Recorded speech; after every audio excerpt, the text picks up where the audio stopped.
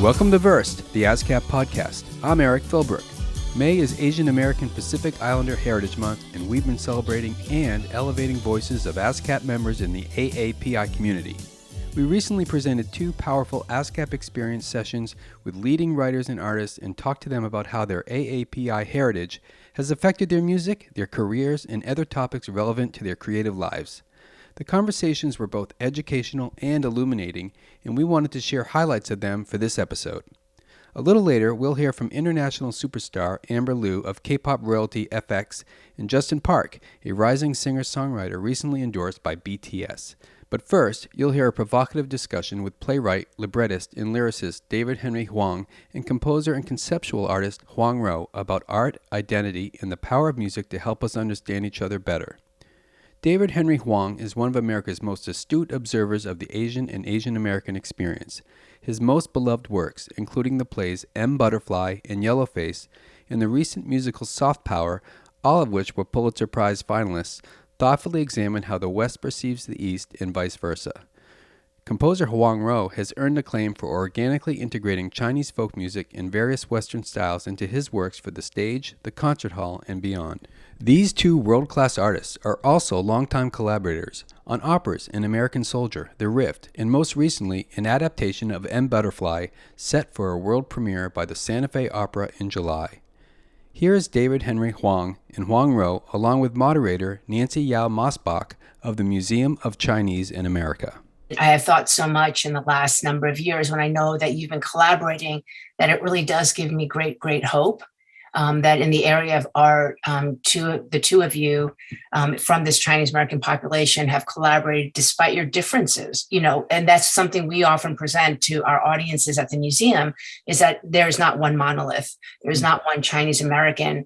And even from your own experiences, your different socioeconomic backgrounds, your different educational backgrounds, the different political regimes in which you grew up in, you could not be more different. And yet perhaps people don't crystallize the real diversity within your own backgrounds and the work that creates such an incredible art form, that it's not just two Chinese American guys coming together to write up a Chinese American play, but that your perspectives have created such incredible art and work. And I just want to underscore, that difference. And then also thinking about just advocacy. It's a very different time today than when, David, you were writing a lot of plays that were really ahead of their time. I mean, when you're writing on FOB and Fresh Off the Boat and thinking about, issues around the railroad workers, there's quite a lot of writing about railroads. There's a lot of musicals and plays coming out in the last 10 years about some of those major historical moments in Chinese American history. But that's always seems to be a theme that's run through your work. How do you feel now? Do you feel like, can you take some credit for having planted those seeds and really illuminated, the importance of that? And how do you feel today? Is it overwhelming or are you excited? What emotional ties you have with the current state of what's going on and the opportunities that may or may not exist for you and others today? Yeah, I also think it's worth noting that, you mentioned one of my early plays, The Dance on the Railroad, which the revival Wang and I worked on together. But in the initial production, it was a play about railroad workers, Chinese railroad workers on the Transcontinental Railroad in 1867. And there just wasn't information about it in 1980 when I was writing the play. And then one of the few places I could go was the institution that you now run, Nancy, the Museum of Chinese in Americas, which at that point was called the Chinatown History Project. And that's how I first came into contact with your organization. So there's a lot of family ties on this Zoom. But I also, as somebody who's been doing this now for a while and writing, I would say not entirely Asian American stories, but primarily Asian American stories. I think this is a really satisfying moment, and I feel fortunate enough to be that I'm old enough to have been part of making the change happen that we're currently starting to experience. I mean, there's still a long way to go in terms of, representing AAPI voices.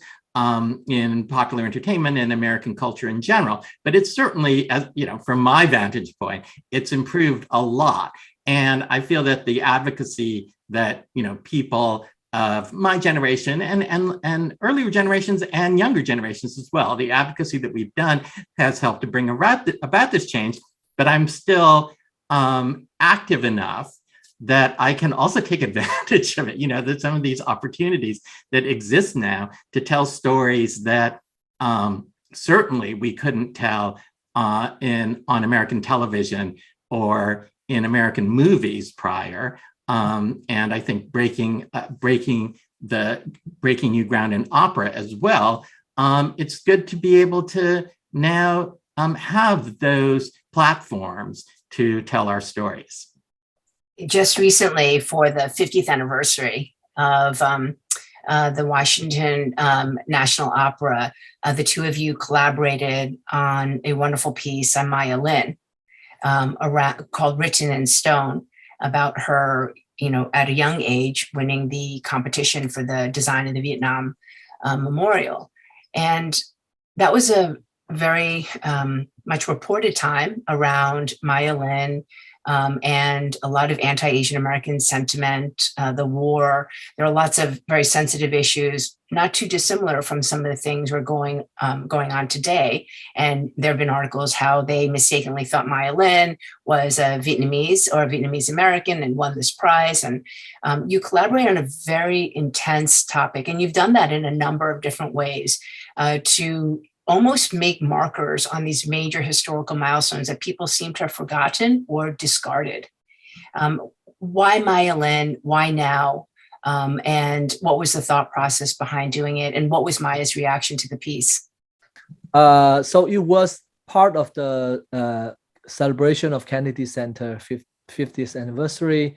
Washington National Opera gave out commissions to several teams of composers and librettists to create operas, one act, under the big title of Written in Stone.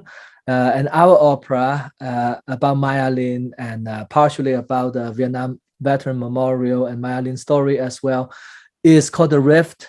And basically the requirement, Francesca Zambello, who has been a great advocate to our work, she say, you know, just could you be inspired by any monument in DC to create an opera?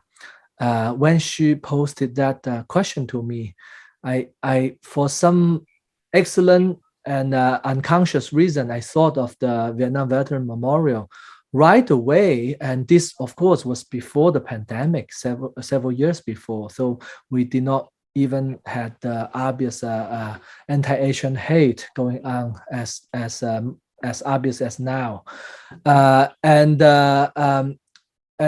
for reasons that was a monument I knew quite well, and even before I came to the U.S., I read about it, and I was born in the 70s, so that was something I read about after the Vietnam War, but I read about Maya's story. I think I met her briefly through David once, also through one of the MoCA events. And again, talking about how small the family is.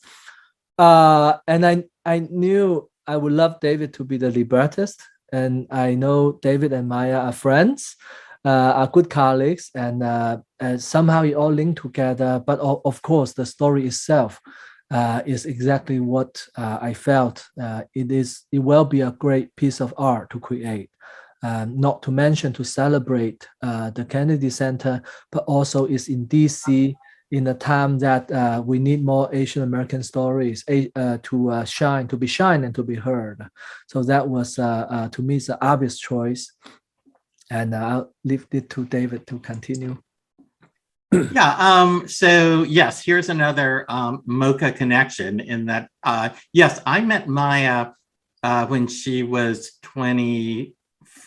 I was maybe 23, 24. She was maybe 23 or 22. I mean, it was very soon after she had won the contest to design the Vietnam Veterans Memorial. But we really got to know each other because we both served on the board of your organization, Nancy. So that was when we really started to work together. And for me, one of the attractions to do a story about the Vietnam Veterans Memorial is those of a certain age remember how divided the country was back then after the end of the Vietnam War. And a lot of the fractiousness that was in the country and the polarization at that time kind of got displaced onto the memorial itself.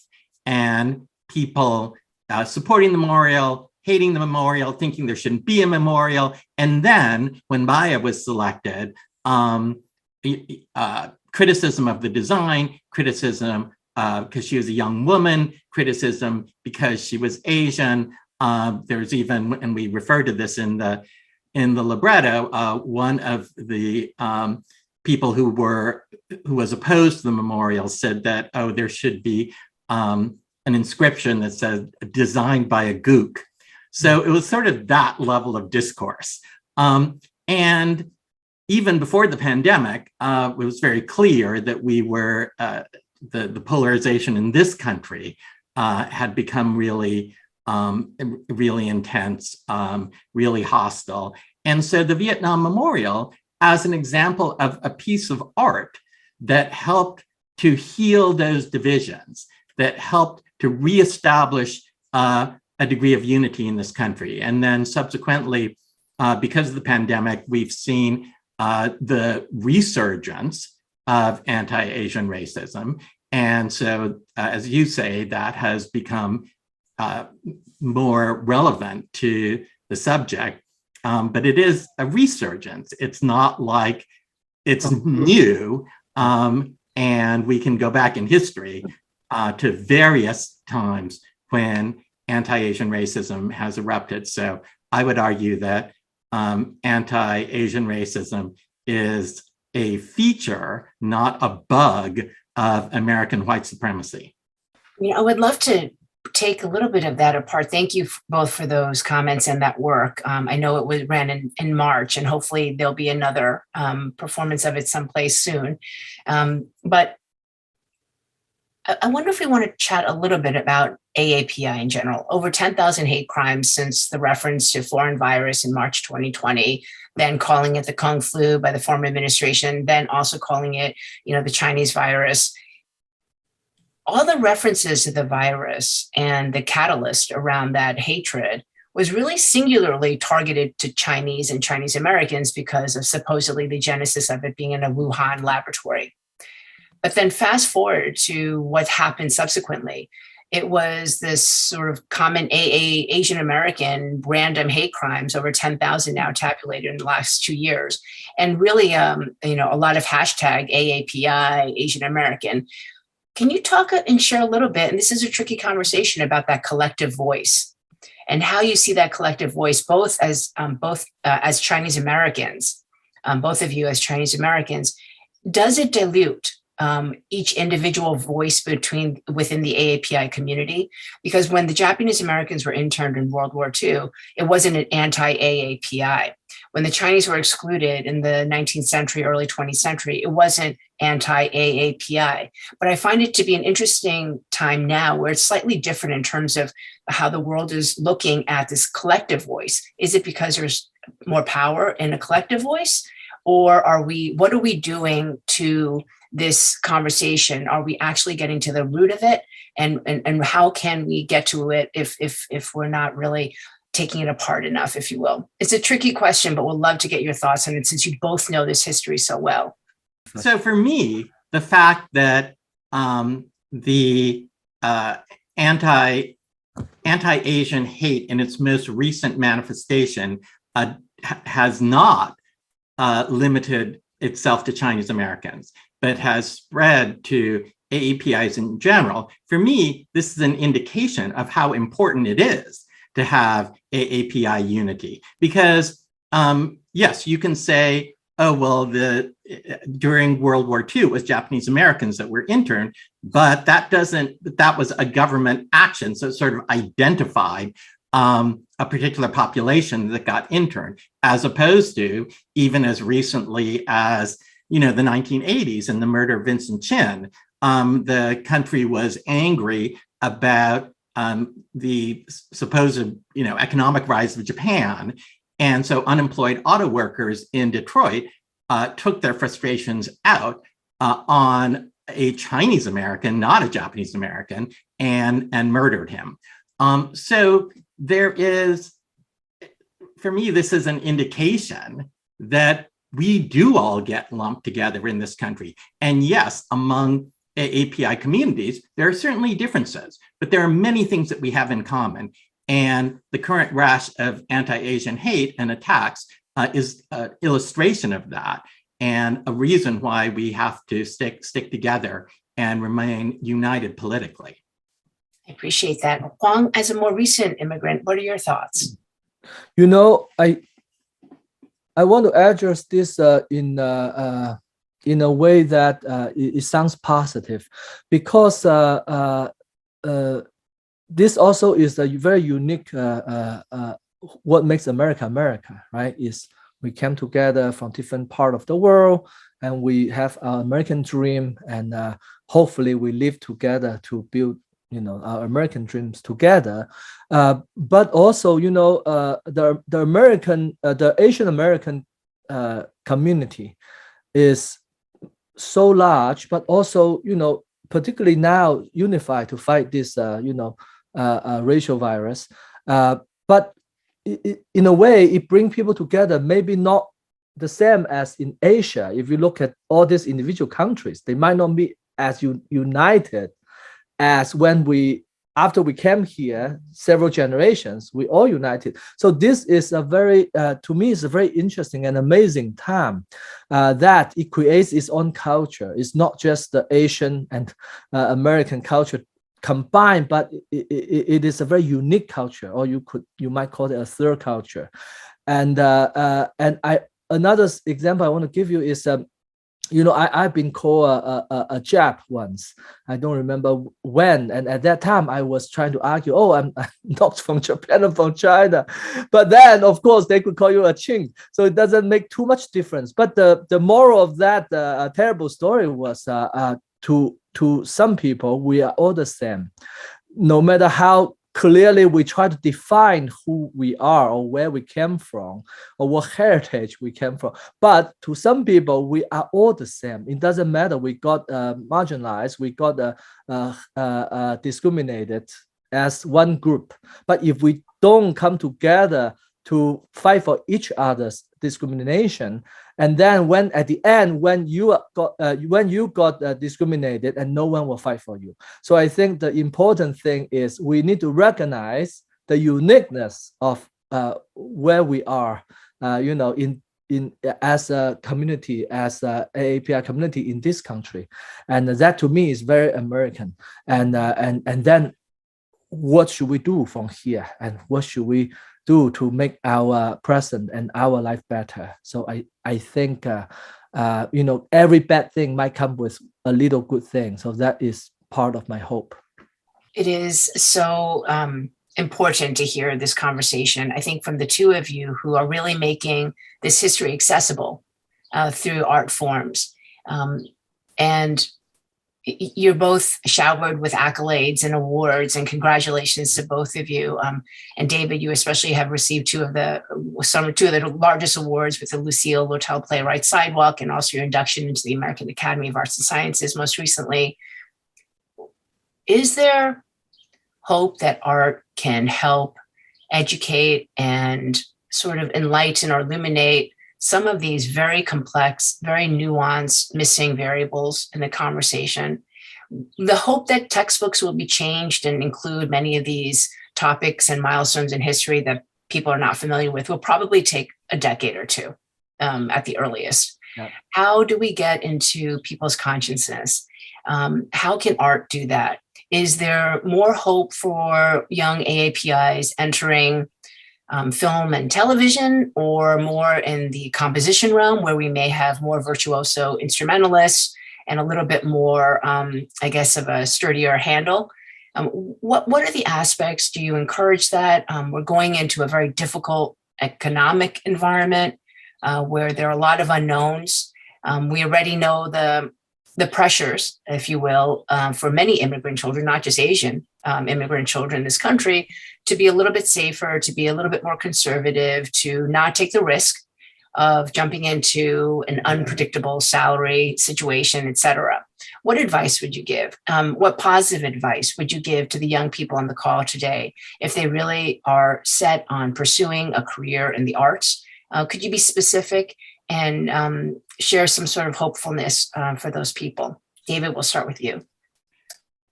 Yeah, so to kind of add to what Huang just said, in terms of how it is that we can fight racism, in a way, making art is a very clear way to do that.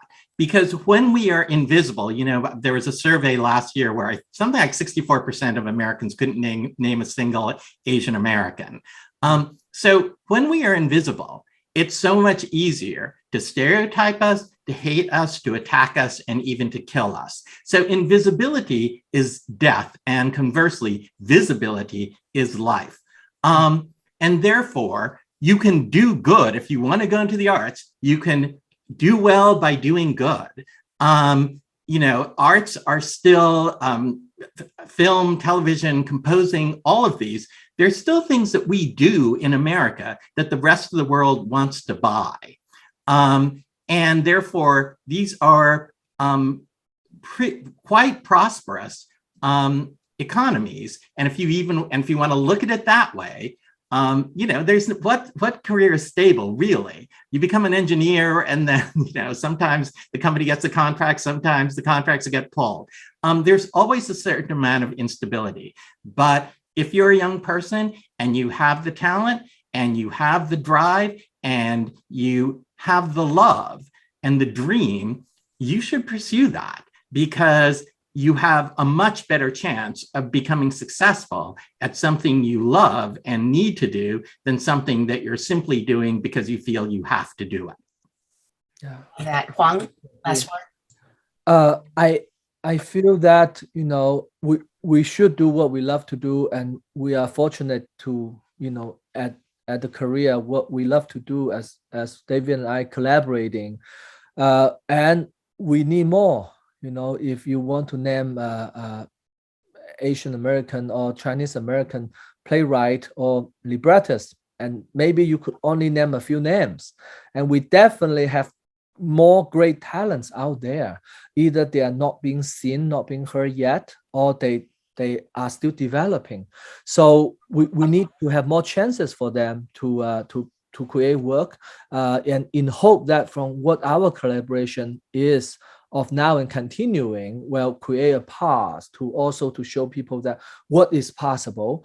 And more importantly, art is universal after all.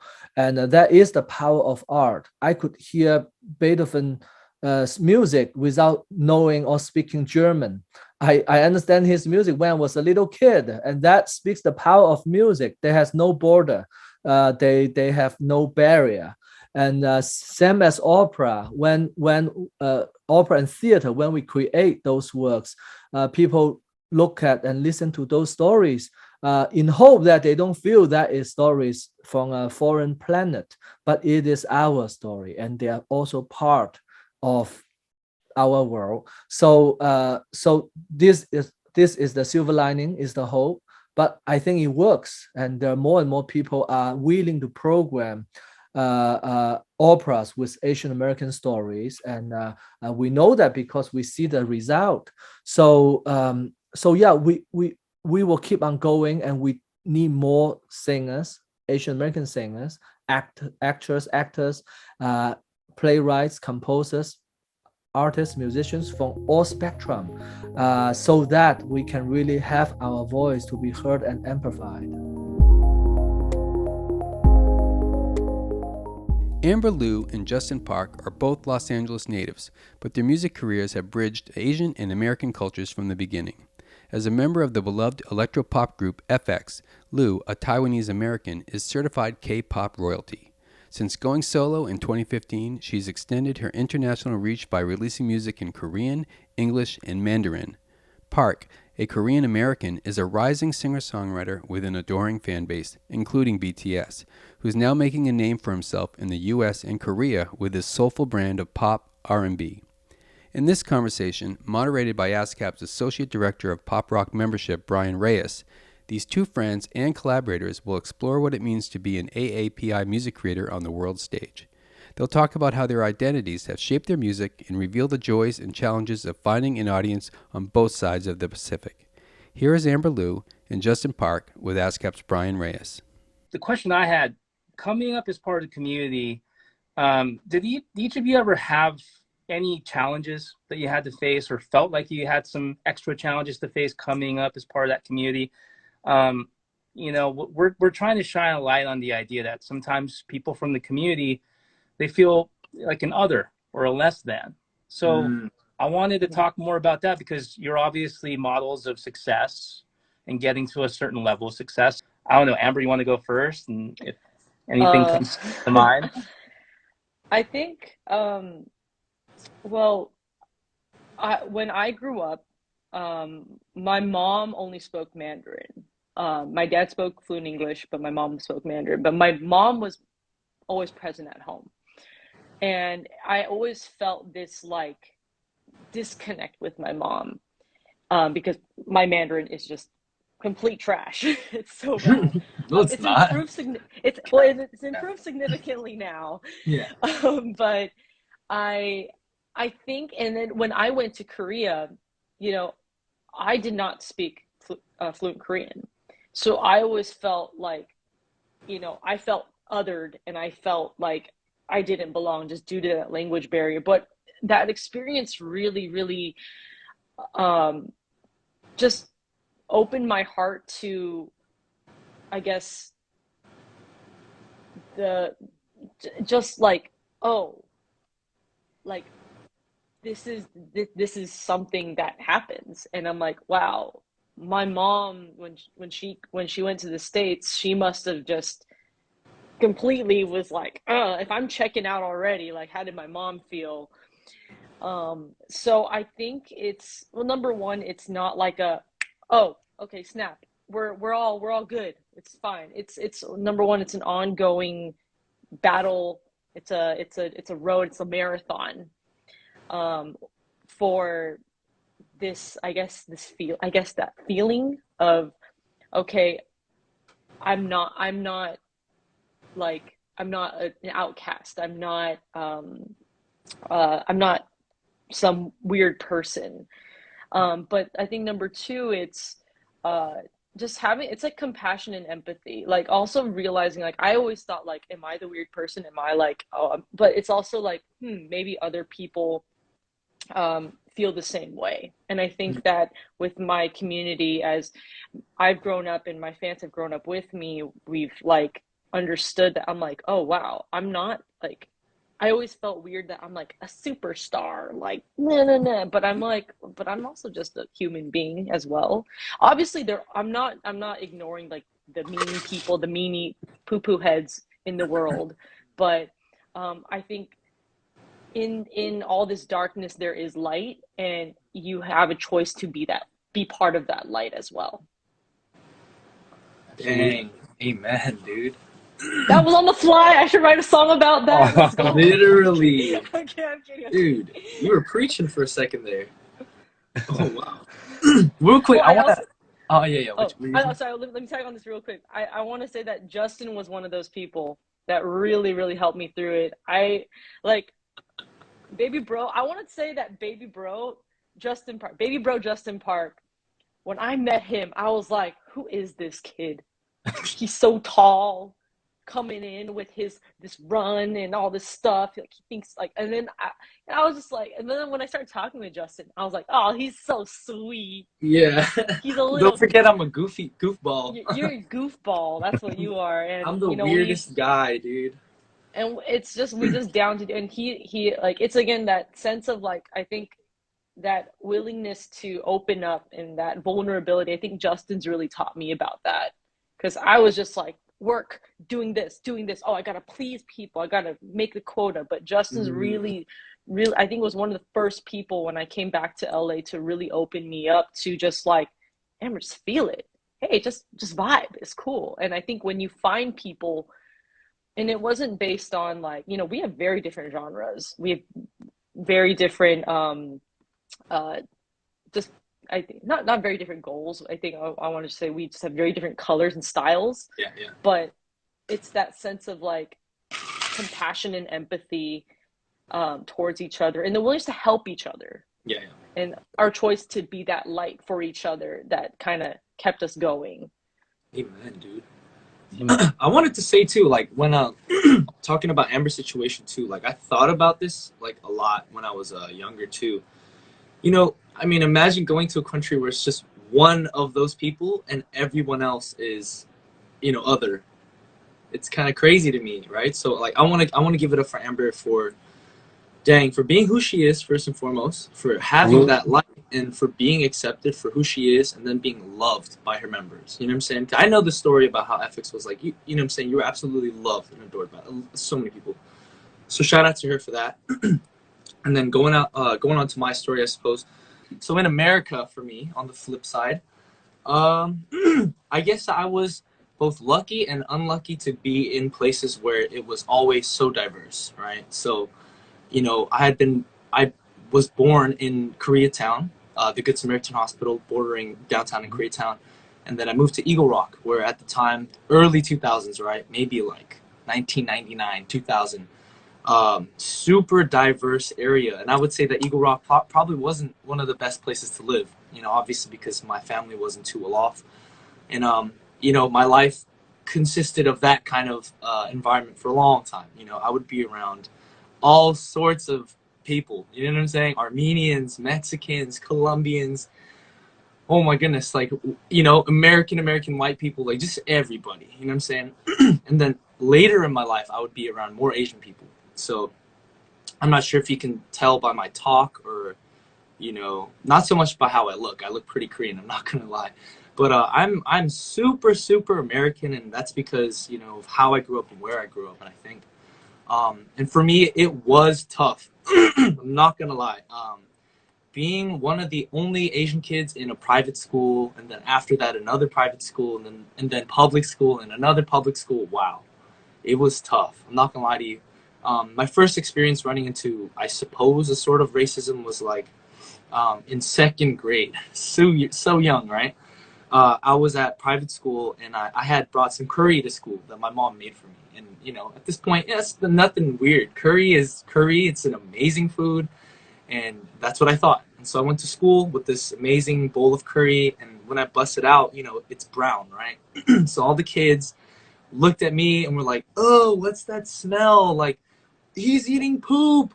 Oh my God. And for me at the time, of course, it was so traumatic. I went home and I remember screaming at my mom, like, I hate you. Like, why did you give me that food? Why did you send me to school with this? And like, obviously looking back at that, it breaks my heart, you know, because like to be the mom, you know, to be my mom in that moment, being screamed at by your kid, not truly understanding, because she moved here when she was 18. So she doesn't really understand what kids in America are like. For me, that was a traumatic and heartbreaking, but also character building moment. And, you know, all throughout my life, moments like that existed, you know, where people would look at me, obviously because I'm different, because I have a totally different background from most people, you know. But on a sort of hopeful note, I want to share with you what I've been experiencing more recently. Obviously because of people like Amber Liu, BTS, Jackson Wang, and, you know, amazing people in the industry. Blackpink, can't forget them. I think that Asian people as a whole have been sort of, you know, put on a pedestal, and sometimes I'm against this, but we're put in a different light, and I think that we're breaking apart from the stereotypes, and I think that's what we need.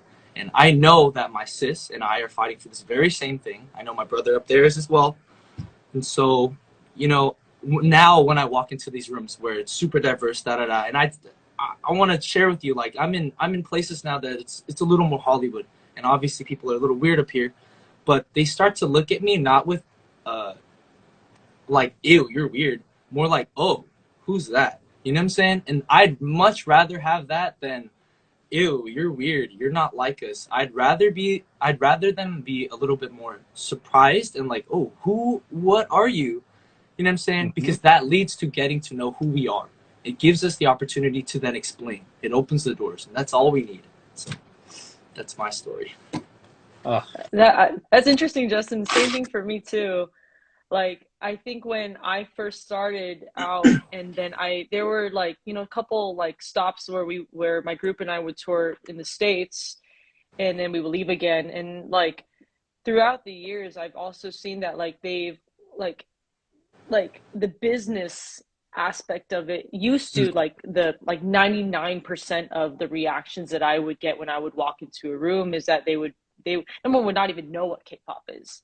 Yeah. They know what Asian music was. They like, and I think now in other conversations on like in behind the scenes, it would just be all like, okay, Asian artists have one specific like marketing way or like a strategy to break into so and so forth. But now it's more like it's a lot more open, and it's interesting, but it's nice to see that change, especially also in Asia as well. Like you were kind of pigeonholed into one type of genre back then, but now you see many artists doing everything, and I think that goes for other in other parts of the world as well.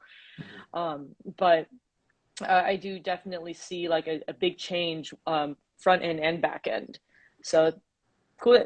Good job, Justin. Let's do it. We doing it. Good job to you both. All right, that's a wrap for this episode. Today's conversations were part of the ASCAP Experience, our series of inspiring and educational conversations with some of today's top music creators and industry experts. You can watch sessions on demand and RSVP for future sessions at ascapexperience.com.